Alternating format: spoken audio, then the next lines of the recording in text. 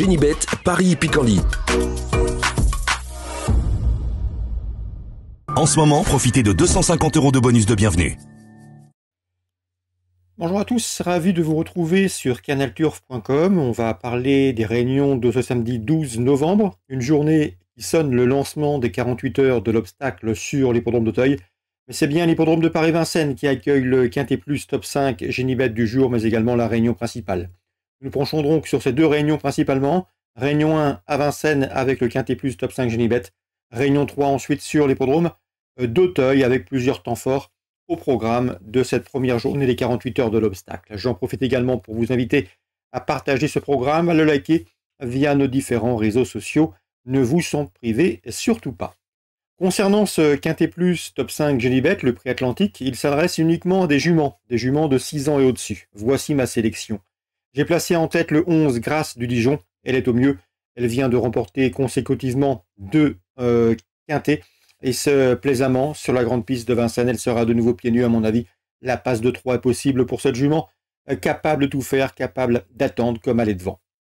L'opposition a toutefois fière allure avec le 2 Gold Voice, irréprochable depuis plusieurs semaines lors de ses 10 derniers parcours. Eh bien, Gold Voice a signé 5 victoires et 4 places de deuxième. Elle vient de faire l'arrivée face au Mal ici, c'est une première chance à mon avis. C'était un point d'appui tout à fait indiqué, ce numéro 2 Gold Voice, pour une confirmation. Elle retrouvera numéro 1, Guinness d'Airfray, 3e dernièrement, face au Mal le 29 octobre, où elle termine dans le sillage de Gold Voice. Là aussi, la ligne est intéressante et Guinness d'Airfray doit pouvoir répéter. Elle a été réservée pour le meeting. Le numéro 8, Gaïa de Cagnes, pourrait bien venir pimenter les rapports. C'est une jument qui compte déjà 2 succès en 5 prestations dans les quintets. Je pense qu'ici, dans ce lot, sa chance est prépondérante, d'autant que sa dernière sortie à Vincennes s'était soldée par une deuxième place au mois de septembre sur la grande piste. Attention également au numéro 5, Grit Tigress, qui fait face à un engagement intéressant. Un engagement dans cette course réservée aux juments. Elle a prouvé qu'elle avait la pointure d'une course comme celle-ci, tout du moins pour une bonne place. Elle va sans doute courir cachée, placer sa pointe, ça peut suffire pour terminer parmi les 4-5 premières. Ensuite, pour les accessites, je retiendrai le 4 Fusée d'Evo, que l'on connaît bien en pareille société. Elle doit affronter ses cadettes, mais elle possède une très bonne pointe de vitesse finale. Si elle peut l'exploiter au moment opportun, elle devrait faire l'arrivée. Le numéro 9, Grande de Ranchy, pour sa régularité, sera vu en léger retrait. Avec le numéro 6, Flable Duplessis, qui vient de manifester un regain de conditions en se classant deuxième d'un quintet fin octobre sur la grande piste de Vincennes. Le résumé sera donc le suivant. Le 11, Grâce du Dijon et le 2, Gold Voice, mais de base pour ce quintet. Ensuite le 1, Guinness d'Airfray. Le 8, Gaïa de Cagnes pour la cote. Le 3 et le 4. Et le 9 et le 6 pour compléter cette sélection. En cas de partant, attention, numéro 13, fait Lucernaise. On se retrouve maintenant pour les coups de cœur de ce samedi. En ce moment, profitez de 250 € de bonus de bienvenue. Concernant mes conseils de jeu et mes informations pour ce samedi 12 novembre, on va commencer par Vincennes, réunion principale, réunion 1. Dans la 4e, Laurent Michel David se déplace avec le 415 Fanal du Garden. Le cheval a couru sur des parcours de vitesse lors de ses 2-3 derniers parcours. Sachez qu'ici, c'est un tracé de tenue qui va lui convenir. Le cheval est en forme, il sera pieds nus. L'engagement est intéressant. Le professionnel ne serait pas surpris de le voir à l'arrivée. Attention également au numéro 14, fameux Saxe, qui reste sur 2 plaisants succès. Et au numéro 10, Fogo Pico, un cheval qui a toujours montré de la qualité. Il vient de manifester un regain de condition. Il convient donc de le surveiller pour l'obtention d'une place à belle cote. Concernant la 6e, j'ai pu m'entretenir avec le driver Alexandre Chevrier, qui drivera le 606 Hudson Bay pour le compte et l'entraînement de son père Dominique.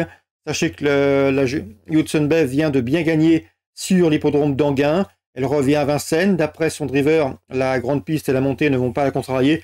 Avec elle, il faut surtout être vigilant au départ. Si elle part sur la bonne jambe, ce qui n'a pas été toujours le cas, elle va ensuite bénéficier d'un parcours en embuscade et sa pointe de vitesse finale peut l'autoriser ici à faire l'arrivée à une cote intéressante. Donc attention numéro 6 dans la 6e, le 606 Hudson Bay. Je lui poserai principalement le 15, Haute-Côte de la Nuit, qui reste sur 2 bonnes places de deuxième, qui a été préservé par André Le Courtois et qui fait face ici à un engagement intéressant. On se méfiera également numéro 1, Hôtesse au Fort, et qui sera à pieds nus, contrairement à ses 2 derniers parcours. Dans la 9e, je vous recommande le 907, le 7 dans la 9e. C'est Joconde de Colmine, qui nous a toujours été présenté en bien, voire même en très bien, par son entraîneur Marc-André Beauvais, qui est basé en Suisse.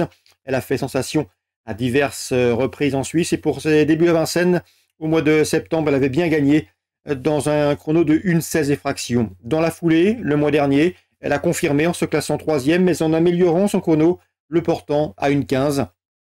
C'est une jument estimée par Marc-André Beauvais. Elle compte 8 courses au compteur, 6 victoires, 2 places de 3e, du 100% de réussite. Un ratio et un pourcentage qu'elle devrait ici soigner dans ce rendez-vous, à mon avis. Elle a la pointure d'une course comme celle-ci, le numéro 7 dans la 9e, le 907. Je compte de Colmine.